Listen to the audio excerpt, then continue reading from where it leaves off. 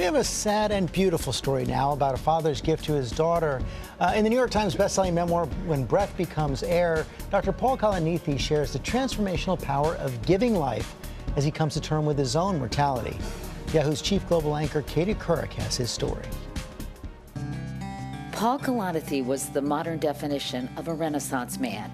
He majored in English and biology at Stanford and went on to earn master's degrees in both English literature and philosophy before heading to Yale.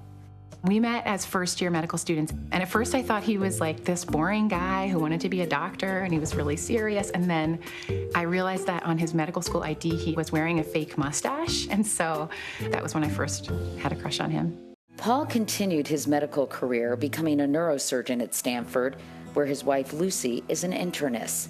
Their lives and careers were soaring, but at 36, Paul got some devastating news. Although he never smoked, he was diagnosed with lung cancer, stage 4. We had seen that bad things can happen. When you're a doctor, you see that day in and day out, and we sort of had this feeling of, oh my gosh, it's our turn now.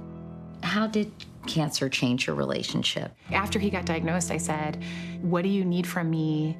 Do you want to travel with your brothers? Do you want me to help you accomplish something that doesn't include me? And for him to essentially say, no, I want to be with you in our house. I want to go back to our honeymoon destination. I want to spend my whole life with you, when we knew it might mean a year or two, was so romantic and amazing. Paul wanted to chronicle his final days in a memoir called When Breath Becomes Air, now a New York Times bestseller. But that wasn't the only legacy he would leave behind. He and Lucy decided to have a baby.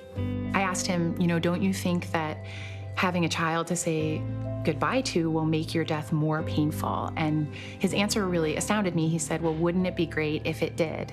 And what he meant by that was, if a child brings us such a degree of meaning that it becomes even more painful to leave, better to have experienced that meaning and that level of love. Yeah. And then when she was born, we were so thrilled.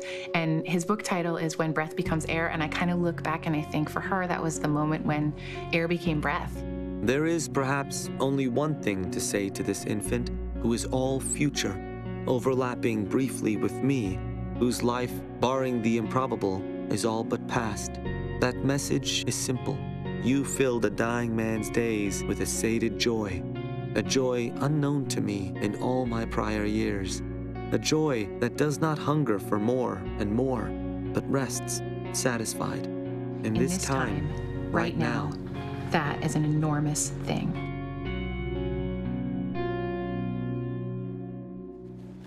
Oh, goodness. What does he know about living? Whew.